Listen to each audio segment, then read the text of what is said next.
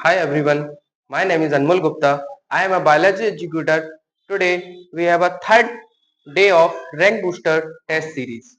So as we started this chapter, first of all I will discuss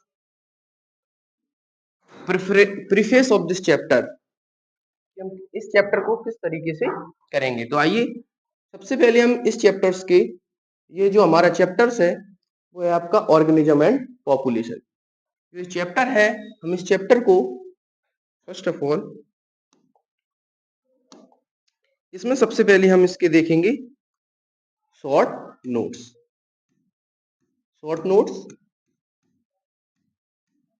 and after that NCERT reading and after PYQ, after that PYQ practice. So this chapter will complete as just like that. So as we started this chapter, I will be discuss organism and population. First of all, organism and populations. So organism and population, first we have discussed about organism. So organism is come out from the cell, the smallest unit of life. Then cells will combine after to form a tissue, and tissue will combine to form a organ, and organ to form a organ system, and form a individuals, and many individual form a organism. And after that population.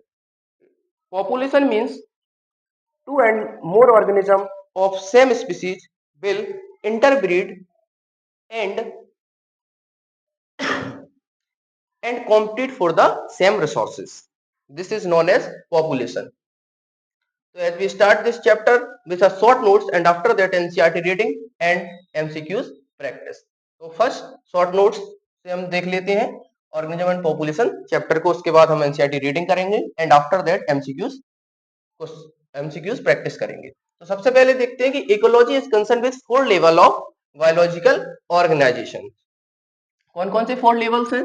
सबसे first level जो है वो है आपका organism, second one है आपका population, second one जो है आपका वो है आपका पॉपुलेशन एंड थर्ड वन जो है आपका वो है आपका कम्युनिटी एंड फोर्थ वन है आपका बायोम्स। ये चीज आप देख लेंगे। ऑर्गेनिज्म मैंने आपको बता दिया, cell combined to form a tissue and tissue combined to form a organ and organ combine to form a organ system and form a individual to come under the organism. And after that population means same species in a well defined area living in a group sharing a competing for a similar resources and also potentially interbreeding. This is known as population. And after that community when two or more than population are combined and to form a interbreeding, this is known as community. And also fourth one is that biomes such abiotic factors such as rainfall and temperature. तो आपको सारी चीजें समझ में आ गई। Ecology is concern with 4 level of biological organisation. First one is that organism, second one is that population, third one is that communities and fourth one is that biomes. Organism आपको पता चल गया कि cell combine to form a tissue and after that organ system and then form individual to form a organism. Second one is that population, two same species live in a group to compete for a similar resources and for interbreeding. This is known as populations. And communities, two population will combine to form a similar resources, compete for the similar resources. This is known as communities. And biomes for abiotic factors such as examples rainfall and temperature. इसके बाद हम देखते हैं, आपने देख लिया population क्या होता है। पॉपुलेशन होता है आपका individual of same species in A well defined area living in A group sharing and compete for a similar resources and potentially interbreeding. इसके बाद हम देखेंगे कि असेक्सुअल रिप्रोडक्शन भी जो होता है, group of individual resulting from asexual reproduction is also considered as population. ये चीज आप ध्यान रखेंगे। इसके बाद जो होता है it is a population level. Natural जो सिलेक्शन होता है वो कहां पर होता है? वो एक पॉपुलेशन लेवल पे होता है, ना कि आपका ऑर्गेनिज्म लेवल पर होगा या स्पीसीज लेवल पर, ये होगा आपका पॉपुलेशन लेवल पर। इस पॉइंट को आप ध्यान रखेंगे। इसके बाद जो होता है आफ्टर दैट पॉपुलेशन एट्रीब्यूट। तो पॉपुलेशन एट्रीब्यूट्स कौन कौन से होते हैं वो हम आपको बता देते हैं। After one is that population attribute. Population attribute होता है change in rate of a population in a given area, that is known as population attribute. Population attribute is divided into four types: birth rate, death rate, sex ratio and age pyramidal. जो मैंने आपको बताया है कि rates are change in number respect to population is known as population attribute. इसमें जो रहता है आपका फर्स्ट वन जो रहता है आपका बर्थ रेट, सेकंड रहता है आपका डेथ रेट, थर्ड जो होता है sex ratio and fourth one is age pyramid. Birth rate की अगर बात करें तो बर्थ रेट को निकालने का जो तरीका रहता है कि increase number of birth, increase birth in an in particular time, आप ये ध्यान रखेंगे, upon total number of birth rate. ये रहता है इंक्रीज इस चीज का आप ध्यान रखेंगे। सॉरी, इसको इरेज कर देते हैं।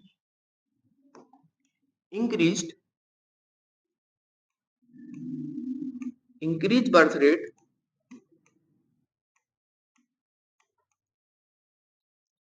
Divide by total birth rate, इस चीज का आप ध्यान रखेंगे। इसके बाद जो सेकंड वन होता है वो होता है आपका डेथ रेट। डेथ रेट में भी होता है आपका इंक्रीज डेथ रेट अपॉन ये डिक्रीज, आप कुछ भी ले सकते हैं यहाँ पर, इंक्रीज एंड डिक्रीज, इंक्रीज भी ले सकते हैं एंड डिक्रीज भी ले सकते हैं। यहाँ पर आपने ले लिए, मान लीजिए decrease, increase death rate divided by total death rate. After that, sex ratio. Sex ratio will determine as 100 males and 60 females in a given area. That is known as sex ratio in a particular area. In a particular area, number of female on males. This is known as sex ratio. And age pyramid, it is divided into three types. It is divided into three types. First one is expanding, second one is stable, and third one is declining. In expanding type of age pyramid, pre-reproductive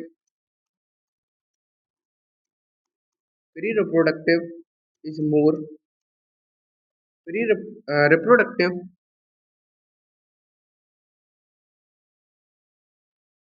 करेंगे clean,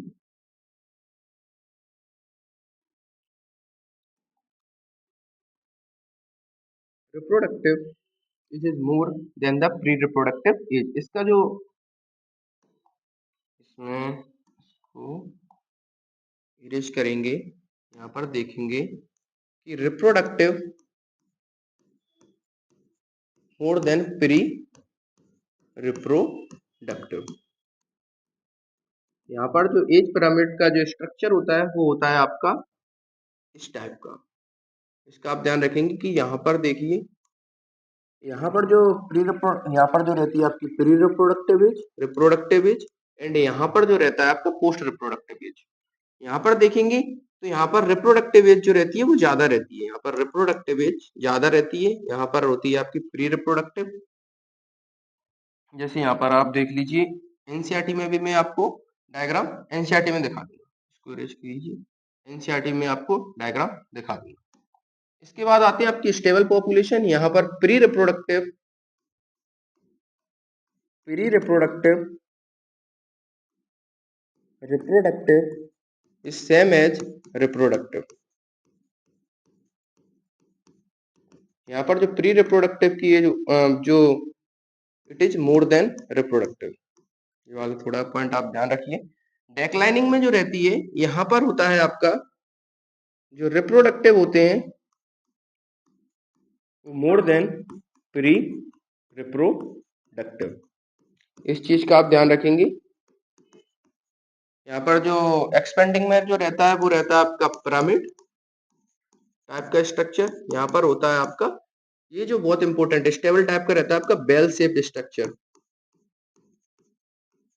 bell shape structure, इसका आप अच्छे से ध्यान रखें। इसके बाद आता है आपका पॉपुलेशन ग्रोथ। पॉपुलेशन ग्रोथ की अगर बात की जाए तो इसमें भी 4 टाइप ऑफ फैक्टर इंक्लूड रहते हैं। सबसे फर्स्ट वन जो रहता है यहाँ पर होता है आपका birth rate. Second one is आपका रहता है आपका death rate.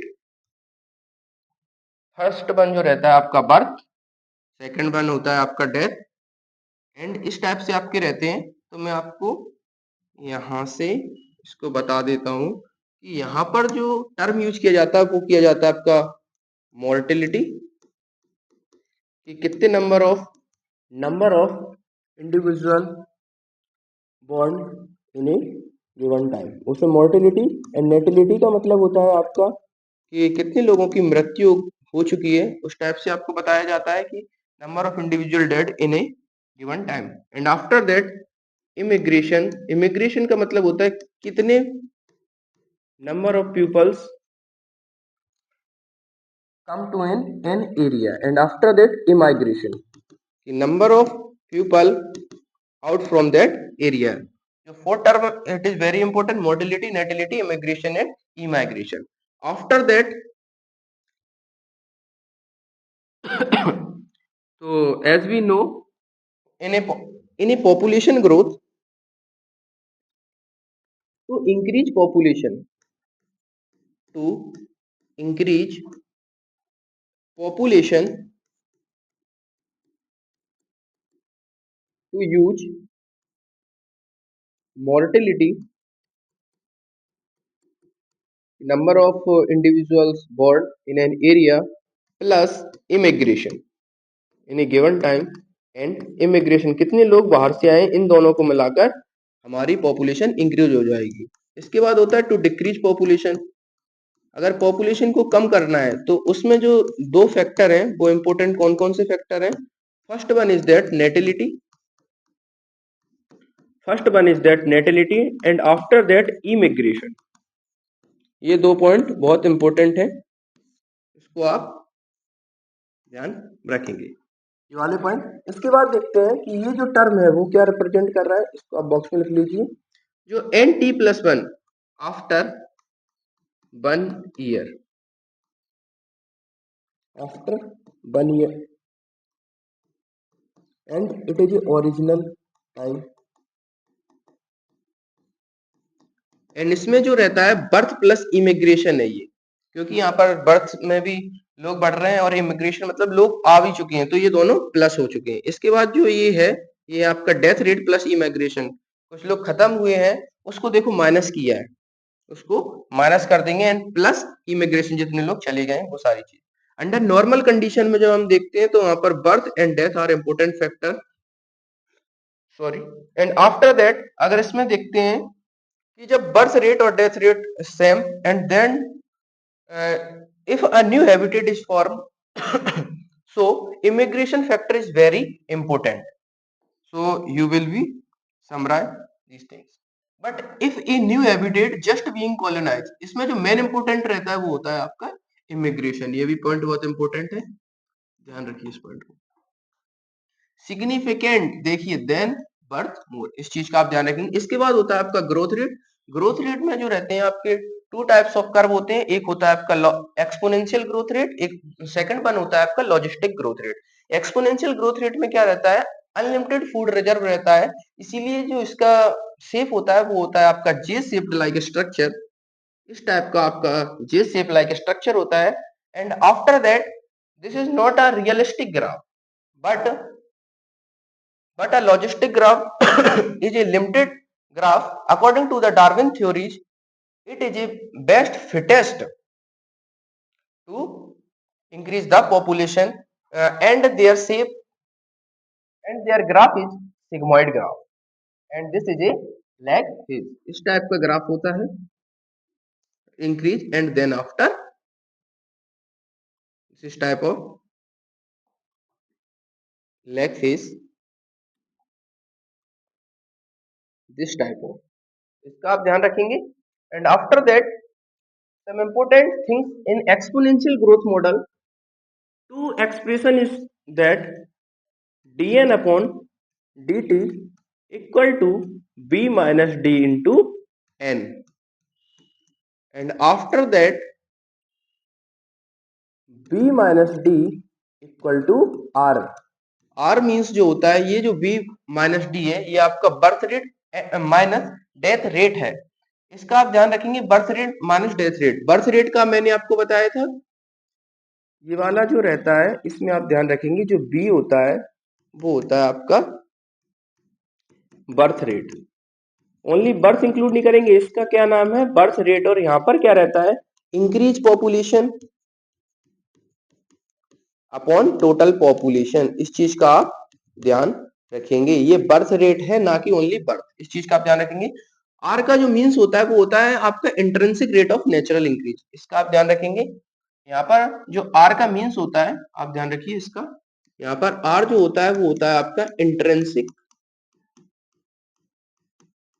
Rate of natural increase after that ये वाला पोर्शन आपका कवर्ड हो गया dn upon dt equal to v minus D into N B minus D जो होता है वो आर होता है आर जो होता है intrinsic rate of natural increase B जो होता है यहाँ पर बर्थ रेट होता है यहाँ पर increase population upon total population इस चीज का आप ध्यान रखेंगे इसके बाद यहाँ पर देखिए कुछ एन की वैल्यू ये आर की वैल्यू दी गई है क्योंकि जो डार्विन थ्योरी ने बताया था कि आर की वैल्यू जितनी ज्यादा होगी वो स्पीसीज उतनी ज्यादा एनवायरनमेंट में फिटेस्ट रह पाएगी इसलिए सारी चीजों का आपको ध्यान रखना है इसके बाद जो आता है यहाँ पर एक सेकेंड इक्वेशन और होती है वो होती है आपकी N T equal to N naught E की पावर आर टी यहाँ पर जो आर होता है वो होता है आपको मैंने आपको बता दिया intrinsic rate of natural increase ये वाला टर्म आपको ध्यान रखना है यहाँ पर डायरेक्टली आपसे पूछ लेते हैं कि ई का मीन्स क्या है आर का मीन्स क्या है ये सारी चीजों को आपको बहुत अच्छे से ध्यान रखना है जो मैंने आपको शॉर्ट नोट्स में बता रखी है तो ई का जो मीन्स होता है यहाँ पर वो होता है आपका बेस ऑफ नेचुरल लॉगरिथम वो होता है आपका बेस ऑफ नेचुरल लॉगरिथम इस चीज का आपको ध्यान रखना है इसके बाद आगे ये देखिए एक्सपोनेंशियल ग्रोथ रेट मैंने आपको बता दिया जे शेप्ड कर्व होता है इसका यहाँ पर ये वैल्यू भी आप थोड़ा याद रख सकते हैं नॉर्वे रेट का 0.05 होता है फ्लोर बीटल का 0.12 ये आर की वैल्यू है सॉरी कि जितनी ज्यादा आर की वैल्यू होगी उतना ज्यादा आप एनवायरनमेंट में फिटेस्ट रह सकते हैं उसको ये डिटरमाइन करते हैं ह्यूमन की जो थी 0.02%। चलिए आगे चलते हैं यहाँ पर मैंने आपको बता दिया लॉजिस्टिक ग्रोथ मॉडल यहाँ पर जो मैंने आपको ग्राफ बताया था वो इस टाइप का था ये जो ग्राफ था वो था आपका एक्सपोनेंशियल ग्रोथ रेट वो था आपका exponential growth rate and after that this one is logistic growth rate this portion is population density and this portion is time ये सारी चीजों का आप ध्यान रखेंगे लॉजिस्टिक ग्रोथ मॉडल में जो मेन इक्वेशन होती है वो मैं आपको बता देता हूँ dn upon dt equal to R N K minus N upon K इसमें जो क्वेश्चन पूछा जाता है वो मैं आपको बता देता हूँ इसमें आपसे पूछा जाएगा कि के क्या रिप्रेजेंट कर रहा है तो के आपका करता है आपका कैरिंग कैपेसिटी इस चीज का आपको अच्छे से ध्यान रखना है ये सारी चीजें आपको समझ में आ गई इसके बाद देख लीजिए कि यहाँ पर पूछा गया कैरिंग कैपेसिटी होती है यही आपको एक क्वेश्चन दी हुई dn upon dt equal to होता है आपका R N K minus N upon K इस चीज का आप ध्यान रखेंगे इसके बाद जो कर्व होता है वो होता है आपका सिग्मॉइड लॉग यहाँ पर जो स्ट्रक्चर होता है वो आपका लॉग फेज होता है, एंड आफ्टर लैग फेज में कन्वर्ट हो जाता है। इस सारी चीजों का आपको ध्यान रखेंगे। This growth model is more realistic is consider, क्योंकि यहाँ पर रिसोर्स जो होता है वो लिमिटेड होता है। आइए इसके बाद कुछ टर्म होता है, मैं आपको बता देता हूँ। पॉपुलेशन डेंसिटी, यहाँ पर एक टर्म नहीं दिया गया है, मैं आपको बता देता हूँ। एक टर्म आता है इसके बाद पॉपुलेशन डेंसिटी, कि पॉपुलेशन को डिटरमाइन करने के लिए, उसको मेजर करने के लिए अलग अलग टर्म दिए गए हैं। जैसे मान लीजिए आप नंबर से भी मेजर कर सकते हैं,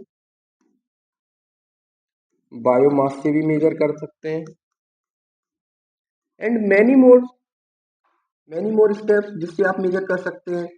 एरिया से मेजर कर सकते हैं।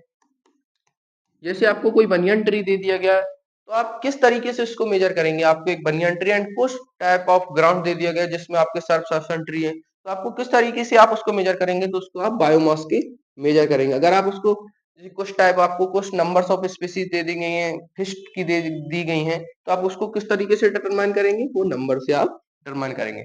इसके बाद हम नेक्स्ट स्टेप पे आते हैं, वो होता है आपका life step variate reproductive strategy. ये देखिए मैंने जो आपको बताया, ये देखिए डार्विन फिटनेस, यहाँ पर जो वैल्यू होती है वो आर की वैल्यू जितनी ज्यादा होगी, आप उतनी ज्यादा रिप्रोडक्टिव फिटनेस आपकी उतनी ज्यादा होगी। इस चीज को आपको ध्यान रखना है। चलिए नेक्स्ट पे आते हैं। इसके बाद देखिए आपके रिप्रोडक्टिव स्ट्रेटजीज के बारे में बताया गया है, रिप्रोडक्टिव फिटनेस के बारे में, क्योंकि आर की वैल्यू, कुछ ऑर्गेनिज ऐसे होते हैं कि birth once in a life time,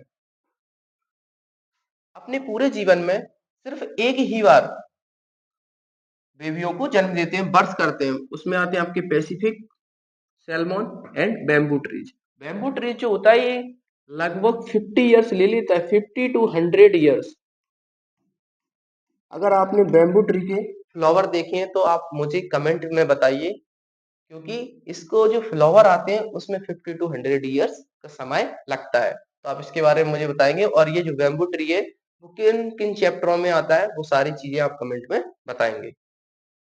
इसके बाद सेकंड जो आता है वो होता है बर्थ मल्टीपल टाइम, जो बहुत बार मल्टीपल टाइम बर्थ करते हैं। जैसे इसमें आ जाता है आपको ऑस्टर्स, पेलिफिक फिश, इसमें मैमल्स भी आ जाते हैं, बहुत मल्टीपल टाइम्स ये बर्थ करते हैं। इसके बाद आता है आपको produce large number of small size species. Third one जो होते हैं वो छोटे छोटे स्मॉल साइज ऑफ स्पीसीज को प्रोड्यूस करते हैं, ऑफ स्प्रिंग प्रोड्यूस करते हैं। वो कौन कौन से होते हैं, यहाँ पर होता है आपका पेल्जिक फिश एंड ऑस्टर्स। इसके बाद होते हैं कुछ होते हैं जो स्मॉल नंबर्स में प्रोड्यूस करते हैं लेकिन large size of spring produce करते हैं। उसमें आता है आपका बर्ड्स, मैमल्स। ठीक है, ये वाली चीज आपको कंफर्म हो गई। इसके बाद आता है आपको पॉपुलेशन एट्रीब्यूट। तो आइए यहाँ पर मैं आपको कुछ टेबल बता देता हूँ। सबसे पहले जो आता है वो आता है आपका म्यूटलिज्म। म्यूटलिज्म जो होता है वहां पर जो दोनों स्पीसीज होती हैं उनको फायदा दोनों स्पीसीज को होता है, इसीलिए यहाँ पर प्लस प्लस आता है। सेकंड वन जो होता है वो होता है आपका कंपटीशन। कंपटीशन जो टर्म होता है पॉपुलेशन इंटरेक्शन की हम लोग बात करते हैं। There is no such habitat in the world that is inherited by a single species. Only single species से कोई भी एक पॉपुलेशन बन ही नहीं सकती, सिंगल स्पीसीज को पॉपुलेशन की कैटेगरी में रख ही नहीं सकते, इसीलिए कोई पॉपुलेशन डेवलप ही नहीं हो सकती। तो पॉपुलेशन जो इंटरेक्शन होता है वो टाइप का सबसे पहले होते हैं आपके म्यूटलिज्म, दोनों प्लस प्लस। कंपटीशन में दोनों स्पीसीज आपस में कंपटीशन करती हैं, इसीलिए दोनों को नुकसान होता है। And after that is predation and parasitism. Both will have one species is benefited and other species is loss. ये सारी चीजें आप ध्यान रखेंगे। इसके बाद होता है आपका कॉमन सेलिज्म। कॉमन सेलिज्म में होता है one species is benefited, second is no loss. And amensalism one species is loss and second species there is no work on this type। second there is no beneficial and then no loss। ये सारी चीजें आप ध्यान रखेंगे, बहुत important है ये, directly इनसे क्वेश्चन पूछ लिया जाता है। तो आइए सबसे पहले स्टार्ट करते हैं। जो हमारा फर्स्ट वन है ये सारी चीजें मैंने आपको बता दी। कंपटीशन का मैंने आपको बताया, देखिए म्यूचुअलिज्म का मैंने आपको बता दिया, दोनों प्लस प्लस, कंपटीशन में दोनों माइनस माइनस हो जाते हैं। पैरासिटिज्म एंड प्रेडेशन में जो होता है, first one species is benefited and second one is losses, and after then commensalism में first one is plus and second is no losses. Amensalism में जो होता है, first one is loss and second one there is no effect. सबसे पहले जो होता है यहाँ पर हम जो टॉपिक की सॉरी फर्स्ट हम देखेंगे, जो यहाँ पर थोड़ा प्रिंटिंग मिस्टेक हो गई, यहाँ पर होता है आपका प्रेडेशन। यहाँ पर जो होता है वो होता है आपका, मैं आपको बता देता हूँ, इसको बोलते हैं predation. First we have read about predation. Predation में आपने क्या पढ़ा कि one species is benefited and other species is loss.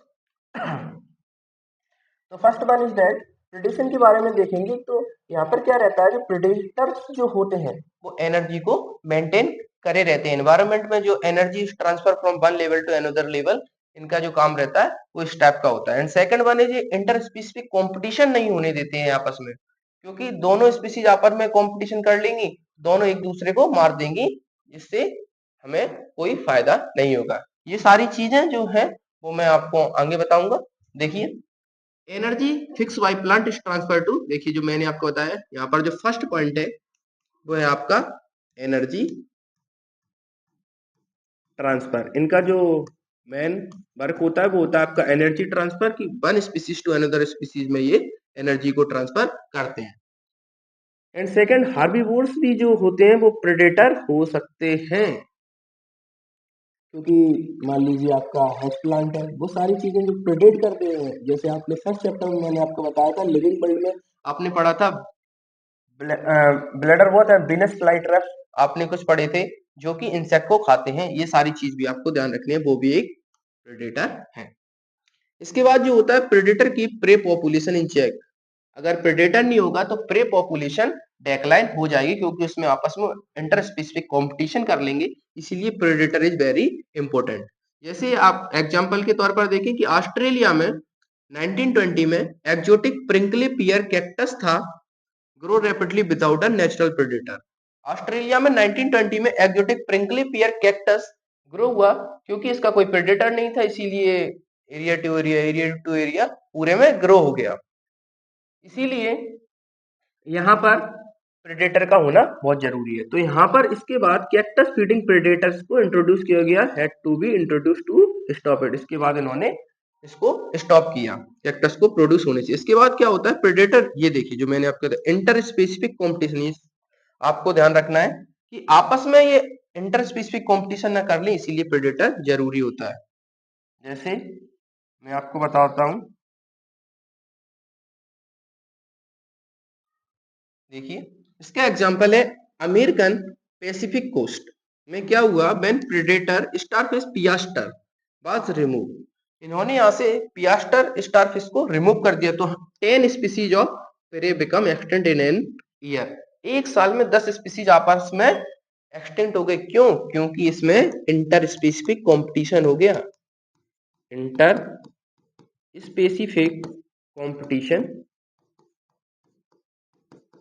हुआ, इसीलिए ये एक्सटेंट हो गए। इसीलिए प्रेडेटर का होना बहुत जरूरी है। लेकिन ये भी नहीं है कि प्रेडेटर पूरी तरीके से पर कंट्रोल कर, predator should not be too efficient. ये भी बहुत जरूरी है कि प्रेडेटर भी इतना ज्यादा नहीं होना चाहिए कि जिससे प्रे की पॉपुलेशन ही डेक्लाइन हो जाए, प्रे पॉपुलेशन बिकम एक्सटेंट। इस चीज का भी आपको ध्यान रखना है। तो प्रेडेटर जो होते हैं can not is more severe for plant, इस चीज का आपको ध्यान रखना है।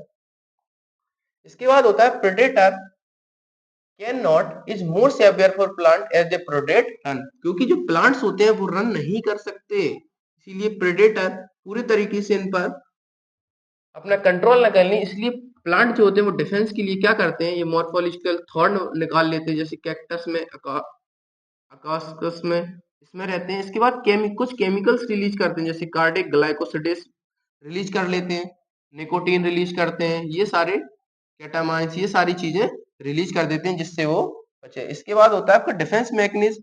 एनिमल्स में क्या रहता है, प्लांट की हमने देख लिया, ये केमिकल्स रिलीज कर सकते हैं डिफेंस के लिए, थॉट्स वगैरह। इसके बाद एनिमल्स क्या करते हैं, एनिमल्स जो होते हैं वो क्या करते हैं, कैमोफ्लेज। कैमोफ्लेज जो टर्म है वो क्या करते हैं, जिस टाइप में, जैसे मान लीजिए ग्रास है, उसमें अगर कोई जैसे फ्रॉग गया तो वो बिल्कुल ग्रास की तरह दिखने लगता है। They can change their colour, it is just like in a green colour. This is condition is known as camouflage. छुपने के देख लेते हैं इंसेक्ट एंड फ्रॉग, ये देखिए मैंने आपको बताया। इसके बाद होता है पॉइजनस। मोनार्क जो बटरफ्लाई होती है पॉइजनस फ्लूइड सब्सटेंस रिलीज करती है इन ए कैटरपिलर स्टेज में, जिससे ऑर्गेनिज्म उसको फीड आउट ना कर सके। इस चीज का आपको ध्यान रखना है। आइए नेक्स्ट देखते हैं। इसके बाद क्या होता है, monarch butterfly acquire this chemical in caterpillar stage by feeding on poisonous, मैंने आपको बता दिया ये वाले टोटली अनरिलेटेड स्पीसीज। इसके बाद जो हम देखते हैं वो जो नेक्स्ट टर्म होता है उसके बारे में हम देखते हैं, वो है आपका कंपटीशन। ये वाला टर्म आप ध्यान रख लीजिए। सेकंड जो है वो कंपटीशन। कंपटीशन में क्या रहता है आपका, both species is not beneficial, दोनों स्पीसीज को नुकसान ही होता है।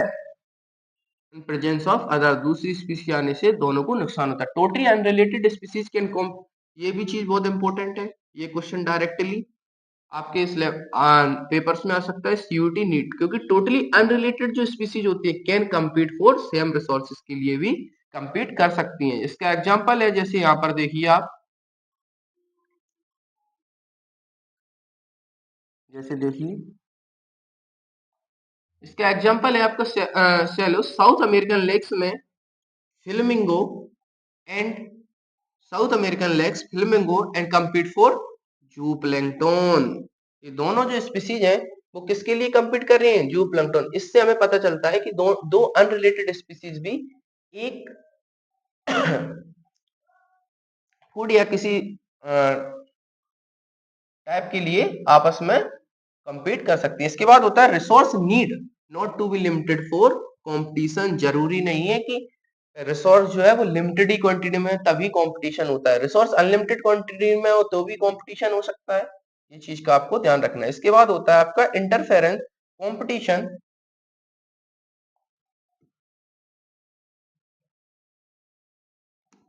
Interference competition feeding efficiency of one species might be reduced due to another species. इसका आप ध्यान रखिए। ये किसने दिया था, गॉस कॉम्पिटिटिव एक्सक्लूसिव प्रिंसिपल। इन्होंने बताया था कि एक स्पीसीज के आने जाने से दूसरी स्पीसीज की एफिशिएंसी कम हो जाती है। इस चीज का आप ध्यान रखेंगे। गॉस एक्सक्लूसिव प्रिंसिपल, इन्होंने इसमें क्या बताया था, इसको हम देख लेते हैं। Competitive exclusive principle, this is very very very very very important. Gause competitive exclusive principle, इन्होंने बताया था कि a competitively superior species will eventually eliminate the inferior species। इन्होंने बताया था कि जो सुपीरियर स्पीसीज होती है वो एलिमिनेट कर देती है इंफीरियर स्पीसीज को। ये आपको ध्यान रखना है। बट ये जो इनका जो लॉ था वो किस पर ओनली बेस्ड था, मैं आपको यहीं पर बता देता हूं। अगर रिसोर्स जो है ना, रिसोर्स जो है अगर वो लिमिटेड क्वांटिटी में है तब ये कंडीशन आपकी अप्लाई होगी। इस चीज का आपको ध्यान रखना है। ये इनका डीमेरिट्स था। इन्होंने क्या देखा था, इन गैलापागोस आइलैंड में Gauss eliminate the abundant tortoise. ये भी आपको एग्जांपल डायरेक्टली याद रखने हैं। जितने भी मैंने एग्जांपल कराए वो आपको डायरेक्टली ये सारी चीजें ध्यान रखनी है, इसका आप ध्यान रखिए। इसके बाद क्या था, in Galapagos island goats eliminate abundant tortoise, ये चीज आपको ध्यान रखनी है। इसके बाद क्या था, गॉस प्रिंसिपल इज ट्रू। देखिए मैंने जो आपको बताया, resource are limited not otherwise, इसका आप ध्यान रखेंगे। दूसरा ये भी बहुत इंपॉर्टेंट है, रिसोर्स पार्टीशनिंग कॉम्पिटिट। यहाँ पर क्या था, रिसोर्स पार्टीशनिंग में उन्होंने बताया था कि जो गॉस लॉ है वो पूरी तरीके से वैलिड नहीं है, क्योंकि अगर रिसोर्स को अनलिमिटेड कर दिया जाए तो वही जो स्पीसीज है वो डू नॉट एक्सटेंड। ये देखिए, competing species might evolve mechanism, ये मैकेनिज्म प्रोड्यूस कर लेती है टू प्रमोट को एक्जिस्टेंस, एक साथ रहने के लिए बहुत सारे तरीके देख लेती है रेदर देन एक्सक्लूशन, एक दूसरे को खत्म करने के अलावा। इसका जो है मैक आर्थर ने देखा था सो दैट फाइव बार्बुलर थी same tree avoid species competition को ये अवॉइड कर रही थी क्योंकि इन्होंने अलग अलग अपने डिफरेंट डिफरेंट पार्ट्स चूज कर लिए। जैसे कोई प्लांट से उसने कह दिया कि मैं लीफ खाऊंगी, किसी ने बोला मैं रूट खाऊंगी।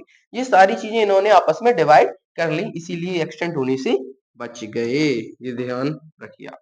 इसका क्या था एविडेंस ऑफ कॉम्पिटिटिव, इसका क्या था, इन्होंने इसको डिफाइन किया था कि जरूरी नहीं है कि जो इन्होंने बताया था ये गॉस कॉम्पिटिटिव एक्सक्लूसिव प्रिंसिपल को, जो एविडेंस ऑफ कॉम्पिटिटिव कंपटीशन यानी इनको गॉस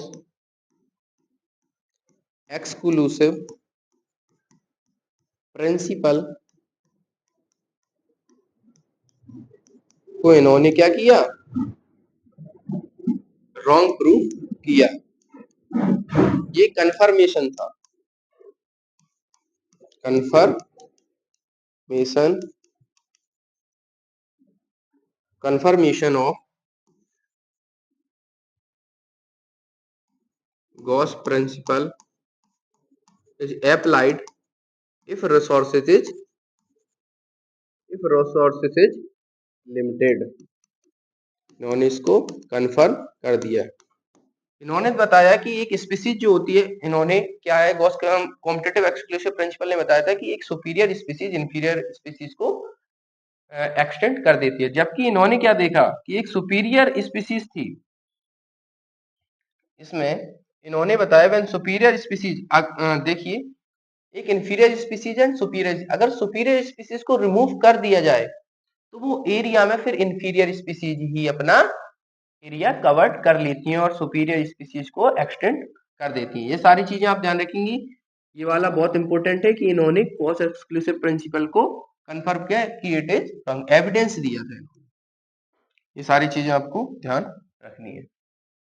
ये देखिए इन्होंने एक एक्सपेरिमेंट, इनका नाम था कॉनल्स, इस चीज का आपको ध्यान रखना है। सी कोस्ट ऑफ स्कॉटलैंड में इन्होंने किया था कि सुपीरियर बर्नाकल्स था बेलानस, इंफीरियर बर्नाकल्स कैथामेलस था। कि अगर इन्होंने जो इंफीरियर जो बर्नाकल्स, जैसे बर्नाकल्स पहले इतना था एंड कैथामेलस इतना था, कैथामेलस को अगर रिमूव कर दिया जाए, रिमूव कर दिया गया तो जो इंफीरियर स्पीसीज थी, इंफीरियर स्पीसीज जो थी वो आपकी balance increase and covered increase and rapidly covered this area, इस चीज का आप ध्यान रखेंगे। इसके बाद होता है आपको, ये वाला टॉपिक आपका कंप्लीट हो गया। इसके बाद आता है आपका पैरासिटिज्म। इसके बाद आता है आपका पैरासिटिज्म। पैरासिटिज्म में हम देखते हैं कि यहाँ पर भी क्या रहता है, वन जो स्पीसीज होती है वो beneficial and other is losses, दूसरे को नुकसान होता है, एक को फायदा होता है दूसरे को नुकसान होता है। ये सारी चीजें आप ध्यान रखेंगे कि coevolution of host and parasite. इसमें क्या रहता है, lost of unnecessary sense organ को रिमूव कर दिया जाता है, एडेसिव ऑर्गन और सकर्स आर प्रेजेंट फॉर, ये आप मुझे कमेंट में बताएंगे। Loss of digestive system, high reproductive capacity होती है जिससे ज्यादा प्रोड्यूस कर सकें। इसमें क्या होता है, लीवर फ्लू, यहाँ पर snail and fish intermediate parasite होते हैं। ये जो होते हैं वो आपके पैरासिटिज्म होते हैं। इसके बाद हम देखते हैं, इसके बाद मैं आपको बताता हूं,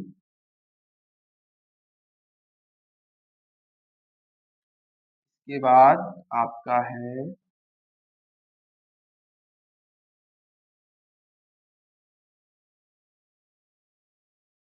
इसके बाद आता है आपका इस टाइप का क्वेश्चन,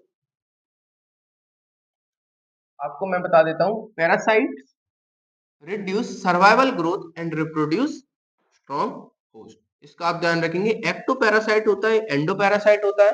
एक्टोपैरासाइट जैसे लाइस ऑन ह्यूमंस, ह्यूमंस में ये लीक्स आ जाती हैं। टिक्स ऑन डॉग, ये आपने देखा होगा। Copepods on marine fish, ये एक्टोपैरासाइट की एग्जांपल है। ये आपको दोनों ध्यान रखने की, एक्टोपैरासाइट की एग्जांपल और एंडोपैरासाइट की क्या है। ये एंडोपैरासाइट के जो एग्जांपल है वो मैं आपको एनिमल किंगडम में भी पढ़ाऊंगा। एनिमल किंगडम में आपने पढ़ा होगा एस्केरिस, किसका मेंबर है ये आप मुझे बताएंगे। आप मुझे बताएंगे ये एस्केलमेंथिस का एग्जांपल है या किसका एग्जांपल है। आप मुझे बताएंगे प्लेटलेट्स का है, एक्सकेलमेंथिस, जेनिलिडा वगैरह, ये आप मुझे कमेंट में बताएंगे। क्योंकि आपका सारा रिवीजन हो चुका है, ये आपकी बूस्टर टेस्ट सीरीज है जहां पर जिस टाइप का क्वेश्चन रहेगा वो मैं आपसे पूछ लिया करूंगा। इसके बाद होता है आपका लीवर फ्लूक, टैपवॉर्म होता है, ये भी आप बताएंगे। फिलेरियल वॉर्म होता है। ये सारी चीजें जो होती है वो एंडोपैरासाइट्स होती हैं जो एक ह्यूमंस के अंदर प्रेजेंट होती है। इसके बाद होता है आपका ब्रूड पैरासिटिज्म। ये बहुत इंपॉर्टेंट टॉपिक है कि ब्रूड पैरासिटिज्म का मतलब होता है कि कोई स्पीसीज होती है, जैसे मान लीजिए कुक्कू है, कुक्कू जो अपने अंडे देती है वो उसके सेम टाइप ऑफ eggs होते हैं just like as a crow, so they can reproduce on the nest of crow, and after their babies is hatched out they will just like a cuckoo, so they will come to their family। इस चीज का आप ध्यान रखेंगे। Parasite bird lay eggs in nest of host, इस चीज का आप ध्यान रखेंगे कि कुक्कू जो होती है पैरासाइट एंड क्रो जो होता है वो होता है आपका होस्ट, इस चीज का आप ध्यान रखेंगे। इसके बाद जो रहता है वो होता है आपका कॉमन सेलिज्म। कॉमन सेलिज्म जो होता है वो होता है आपको एक को फायदा होता है दूसरे का कुछ नहीं होता। इस चीज इसके भी आपको एग्जांपल बहुत इंपॉर्टेंट है, अच्छे से ध्यान रखने हैं। सबसे पहला होता है आपका orchid present on mango tree, क्योंकि ये जो मैंगो ट्री है वो आप इसको सप्लाई ऑफ फूड वगैरह देता है and they will also supply to their to reach out of their waters and many more things. Then after that barnacles growing on bales, they can search out of their foods to up of the sea and rivers to feed out their food. And cattle egrets and grazing cattles, grazing kettles जब कोई kettles मान लीजिए ground में grazing कर रही है, food को grazing कर रही है, and after that is this type of cattle egrets on head of their cattles to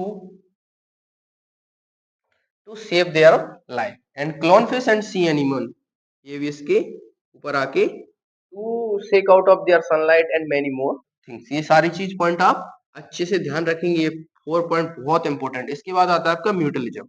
mutualism होता है दोनों स्पीसीज जो होते हैं वो बेनिफिशियल होती हैं, इसका आप ध्यान रखेंगे। जैसे यहाँ पर होता है आपका युक्का एंड मोथ, इस चीज का आप ध्यान रखेंगे। एंड इसमें जो आपने कुछ पढ़ा है आपको मैं बताता हूँ माइकोराइजा, इस चीज का भी आप ध्यान रखेंगे। और यहाँ पर एक प्लांट का दिया गया है, वो प्लांट आप मुझे कमेंट में बताएंगे कि वो कौन सा प्लांट है। और एक एनिमल्स भी है, वो आप मुझे बताएंगे कौन सा एनिमल जो बिल्कुल उसी टाइप का होता है। आप मुझे बताएंगे जैसे युक्का एंड मूथ है उसी टाइप का जो कि आपने प्लांट किंगडम में पढ़ा है। इतना मैं आपको हिंट दे देता हूँ। प्लांट पॉलिनेटर रिलेशनशिप, ये भी जो है ये म्यूटलिज्म है। ये सारी चीजें आप जानेंगे। ये देखिए सेकेंड वास्प, ये आपको ध्यान रखना है। तो देख आपने देखा कि हमने शॉर्ट जो हमारे ऑर्गेनिज्म एंड पॉपुलेशन से रिलेटेड जो शॉर्ट नोट्स थे वो सारी चीजें हमने कवर्ड कर ली हैं। शॉर्ट नोट्स देख ली। आइए चलिए एनसीईआरटी रीडिंग करते हैं और मेन इंपोर्टेंट लाइन देखते हैं, एंड उसके बाद हम एमसीक्यूज कवर्ड करेंगे। चलिए आइए स्टार्ट करते हैं आपकी एनसीईआरटी रीडिंग। एनसीईआरटी रीडिंग की तरफ देखते हैं। तो आप ये साइंटिस्ट हैं, इनको आप अच्छे से ध्यान रख लिया क्योंकि जो नीट और सीयूटी में आजकल साइंटिस्ट के बारे में बहुत ज्यादा चीजें पूछ ही रहे हैं। तो आप इस चीज का ध्यान रखिए कि राम इसको इरेज कर देते हैं कि रामदेव जो मिश्रा थे उनके बारे में आप अच्छे से ध्यान रख लीजिए। कुछ सारी चीजें अवार्ड वगैरह हैं, ये सारी चीजें ध्यान रख लीजिए। इन्होंने इकोलॉजी के बारे में बहुत इंपॉर्टेंट वर्क किया है। ये सारी चीजें रामदेव मिश्रा के बारे में याद कर लेना है आपको। इसके बाद आते हैं चैप्टर्स की तरफ। ऑर्गेनिज्म एंड पॉपुलेशन, जो कि मैंने आपको बता दिया है कि ऑर्गेनिज्म का मीन्स क्या होता है। फर्स्ट सबसे पहले हम देखते हैं कि cell the unit of life, cell से बना ये पूरा सिस्टम, ऑर्गन ये सारी चीजें देख लेंगे कि ऑर्गेनिज्म बनता है। इसके बाद होता है आपका population. Population two species of a same population जब आपस में इंटरेक्ट करती हैं, सेम स्पीसीज जब आपस में, सेम पॉपुलेशन जब आपस में इंटरेक्ट करती है फॉर आ सिमिलर रिसोर्सेज के लिए and after interbreeding, that is known as the population. ये सारी चीजें आप ध्यान रखेंगे।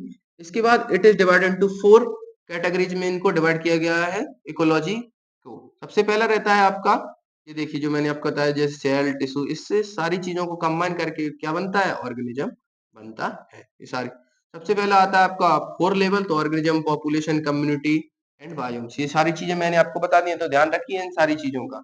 बाकी इसमें जो इम्पोर्टेंट ऐसा कोई वर्ड नहीं है, तो चलिए आगे चलते हैं। इसके बाद मैंने आपको बता दिया था, इसमें मैंने आपको क्या बताया था कि इकोलॉजी जो होती है वो, इकोलॉजी के बारे में देख लेते हैं कि biotic plus abiotic factor include, इन दोनों को हम बोलते हैं इकोलॉजी। ये सारी चीजें हमने देख ली हैं। इसके बाद बायोम्स में भी बता दिया है कि दिस इज अबायोटिक फैक्टर्स, जैसे रेनफॉल, टेम्परेचर, ये सारी चीजें हमने शॉर्ट नोट्स में कवर कर ली हैं। इसके बाद आता है आपका पॉपुलेशन एट्रीब्यूट। पॉपुलेशन एट्रीब्यूट के मैंने आपको 4 इंपॉर्टेंट जो थे वो मैंने आपको बता दिए। कौन कौन से इंपॉर्टेंट थे वो मैं आपको फिर से बता देता हूँ। Population certain attribute where an individual organism does not. Population जो होता है उसका एट्रीब्यूशन होता है, लेकिन एक इंडिविजुअल ऑर्गेनिज्म का डज नॉट। ये सारी चीजें ध्यान रखेंगे। एन इंडिविजुअल में है बर्थ एंड डेथ होती है, जबकि पूरी जो पॉपुलेशन उसकी उसकी होती है आपकी birth rate and death rate होती है। सारी चीजें आप ध्यान रखेंगे। जैसे मैंने आपको बताया था कि बर्थ रेट, ये देखिए लोटस प्लांट है an example, if in a pond there were 20 lotus, ये देखिए plant last year and throw 8 new one form हो गए, तो क्या करेंगे, इंक्रीज जितने भी हुए टोटल 20 से इसको डिवाइड करेंगे 0.4। इसके बाद देखते हैं, जैसे मान लीजिए डेथ रेट के, if 4 individual in regulatory population of 40 fruit fly die हो गए, तो यहाँ पर क्या आ जाएगा 40, ये डाई हो गए, टोटल कितने थे 40, तो ये आ जाएगा आपका डेथ रेट। ये सारी चीजें ध्यान रखेंगे। सेक्स रेशियो के बारे में मैंने आपको चीजें बताई दी हैं। सेक्स रेशियो के बारे में मैंने क्या बताया था, इन एन एरिया जितनी भी सेक्स पॉपुलेशंस है अकॉर्डिंग टू देयर मेल्स, वो सारी चीजें फीमेल्स की आपकी सेक्स रेशियो के आ जाती है। इसके बाद होता है आपका एज पिरामिड। एज पिरामिड के बारे में मैंने आपको चीजें बताई हैं कि इसका जो स्ट्रक्चर होता है वो किस टाइप का होता है, ये भी देख लेते हैं। सेक्स रेशियो के बारे में देख लिया। इसके बाद होता है आपका,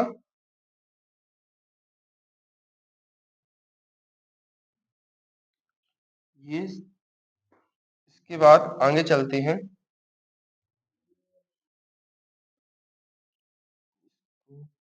सॉरी, इसके बाद देखते हैं, ये देखिए एज पिरामिड,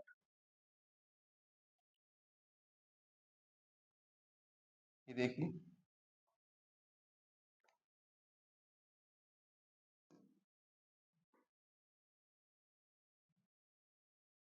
इसके बाद हम देखते हैं एज पिरामिड के बारे में देखते हैं। जस्ट एक मिनट,